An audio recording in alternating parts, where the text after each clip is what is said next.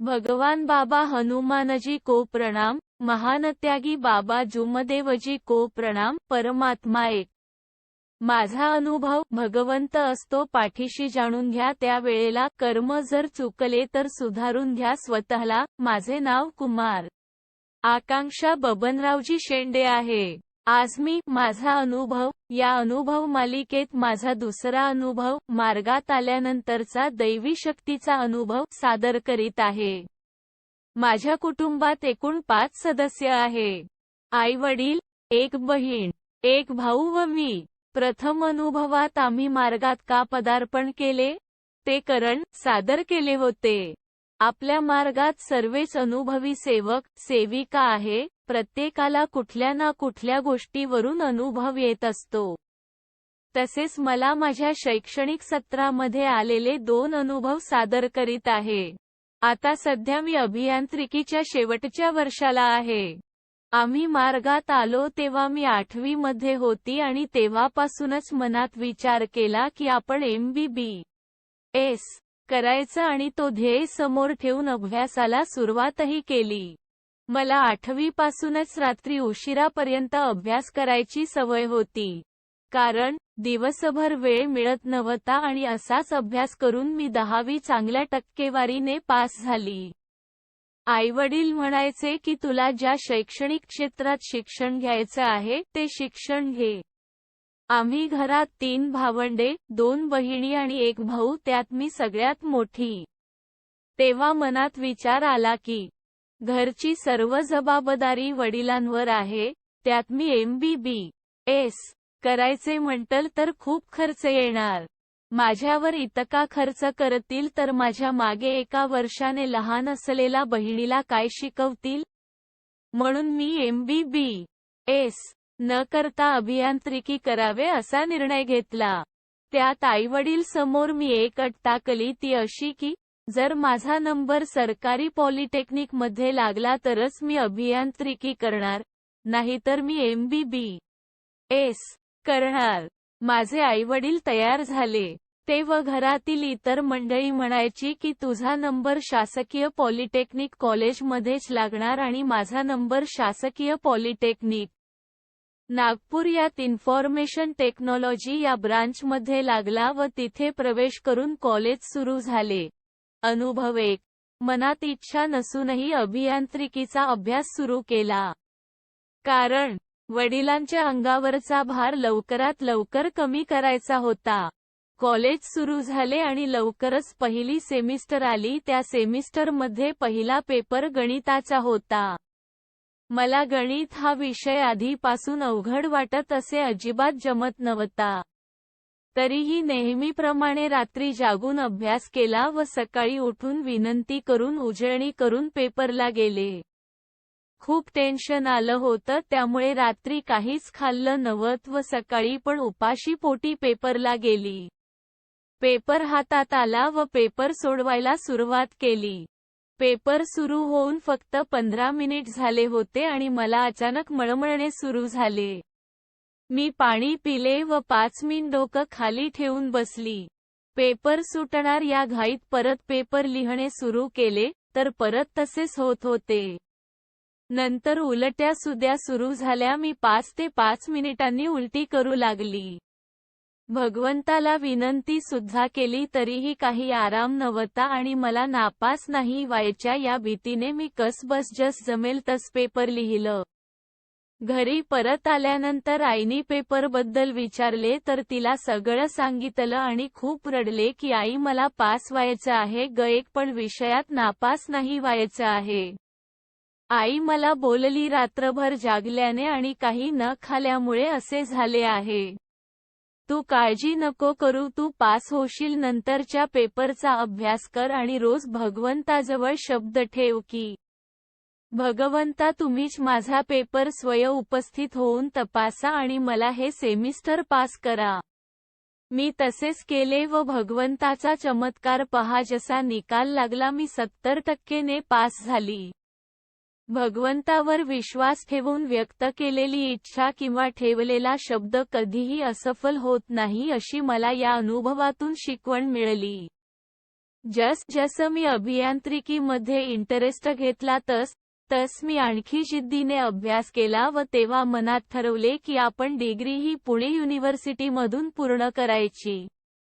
हीच इच्छा आई वडिलांच्या समोर ठेवला व ते यासाठी तयार झाले. मी त्याप्रकारे अभ्यास करून भगवंतापुढे शब्द ठेवून डिप्लोमा डिस्टिंक्शनने पास झाली. अनुभव 2. डिप्लोमा पूर्ण झाल्यावर आता अभियांत्रिकीला प्रवेश करायचं होत. तर मी भगवंताला म्हटले की, हे भगवंता मला पुणे युनिव्हर्सिटीमधून डिग्री करायची आहे. तेव्हा तुम्ही माझा पुणेमधील चांगल्या कॉलेजमध्ये नंबर लागू द्या आणि तसेच झाले. माझा doctor D. Y. Patil institute of technology पिंपरीला लागला. आता पुणेला यायचे होते म्हणून मग मी आणि वडील आदल्या दिवशी आमचे मार्गदर्शक राऊत गुरुजी यांच्याकडे गेलो. त्यांना सांगितले की मी शिक्षणासाठी बाहेर जात आहे. तेव्हा मला गुरुजीने मार्गदर्शन केले की बाई रूममध्ये कुठेही अगरबत्ती किंवा कपूर लावायचा नाही. फक्त अशीच विनंती आणि प्रार्थना करायची एका कोपऱ्यात बसून किंवा जिथे जमेल तिथे अंघोळ झाल्यावर मी त्यांना हो म्हटले. वडील माझी ऍडमिशन करून मला रूमवर सोडून नागपूरला परत गेले. पण मी पुणेला आल्यावर मात्र भगवंताला विसरले. माझं कॉलेज सुरू झालं. थेट दुसऱ्या वर्षाला ऍडमिशन असल्यामुळे लोड खूप होता. घरी रोज सकाळ संध्याकाळ सगळ्या कुटुंबासोबत विनंती आणि प्रार्थना करायची सवय होती. रोज रात्री कितीही उशिरा झोपले की आई किंवा वडील मला सकाळी विनंतीला उठवायचे. त्याची मला सवय झालेली होती आणि माझ्या सोबत असणाऱ्या सगळ्या माझ्या रूममेट्स हे अनेकातले आहेत. त्या सगळ्या कॉलेजच्या वेळेवर उठायचा तर मी सुद्धा त्यांचा सोबत उठायची. उठले की कधी घरची आठवण यायची तसेच रडत बसायची. मग अंघोळ झाली की कॉलेजला निघून जायची विनंती न करता. म्हणजेच आठवलं की करायची नाहीतर विसरून जायची. संध्याकाळी घरून फोन आला की आईवडील विचारायचे की आठवणीने विनंती प्रार्थना करते ना. मग मला आठवायचे की आपण आज विनंती किंवा प्रार्थना करायचेच विसरले आहे. तेव्हा मग मी करायची. असे दिवस लोटून गेले व परीक्षा सुरू झाली. त्यातही मी नेहमीसारखा खूप अभ्यास केला, मेहनत घेतली. ते म्हणतात ना बॅककोट अद्दल घडल्याशिवाय कळत नाही बॅककोट तसेच माझ्यासोबत झाले.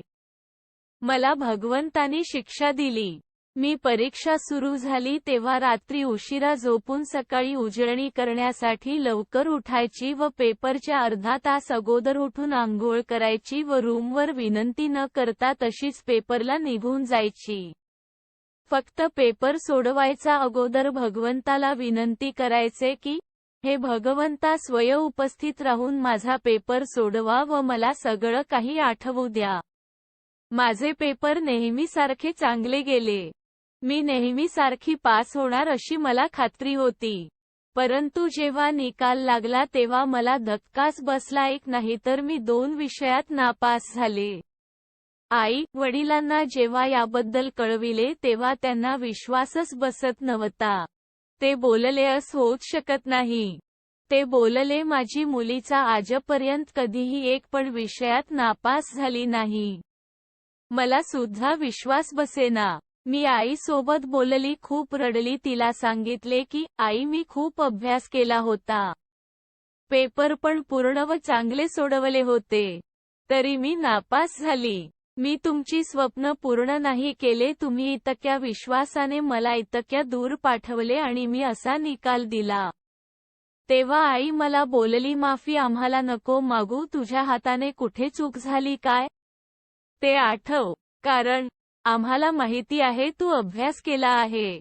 तेव्हा मी आईला लगेच म्हटले आई मी रोज विनंती प्रार्थना करत नव्हती. रोज विसरून जायची. आई बोलली ही त्याचीच शिक्षा आहे.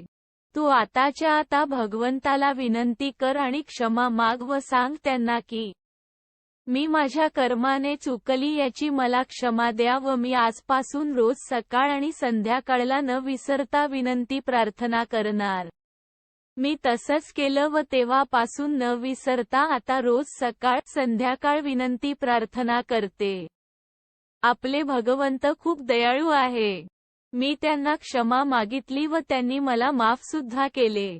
त्यांची माझ्यावर असलेल्या कृपेनेच मी माझी दुसरी सेमिस्टर पास झाले व नापास झालेल्या विषयात सुद्धा पास झाली.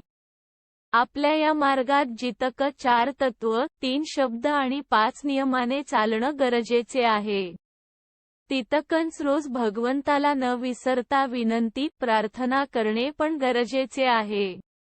असे करता करता मी यावर्षी अभियांत्रिकीच्या शेवटच्या वर्षाला आहे आणि भगवंताच्या कृपेने त्यानंतर मी कुठल्याही विषयात नापास झाली नाही. मी रोज रात्री परीक्षेच्या वेळेस कितीही उशिरा झोपले तरीही सकाळी लवकर उठून विनंती करते. याच वर्षी मी भगवंताला योग सुद्धा मागितला की भगवंता माझं चांगल्या कंपनीमध्ये प्लेसमेंट होऊ द्या. माझी डिग्री पूर्ण व्हायच्या अगोदर मला माझ्या हातात नोकरी पाहिजे आणि भगवंताने माझी ही पण इच्छा पूर्ण केली. त्यांच्या कृपेने आज माझे इन्फोसिस या कंपनीमध्ये निवड झाली. आता एक शेवटची उरलेल सेमिस्टर पण असंच चांगल्या गुणांनी पास होऊन व माझी डिग्री सुद्धा डिप्लोमा सारखं डिस्टिंक्शन मध्ये असो हीच भगवंताला विनंती. लिहिण्यात काही चूक, भूल झाली असेल तर भगवान बाबा हनुमानजी व महानत्यागी बाबा जुमदेवजी यांना क्षमा मागतो. नमस्कार. सेविका कुमारी आकांक्षा बबनरावजी शेंडे. पत्ता प्लॉट नंबर 3, चंदन नगर, नागपूर. मार्गदर्शक श्री मारोतरावजी राऊत गुरुजी, परमपूज्य परमात्मा एक सेवक मंडळ, वर्धमान नगर, नागपूर. सर्वांना माझा नमस्कार.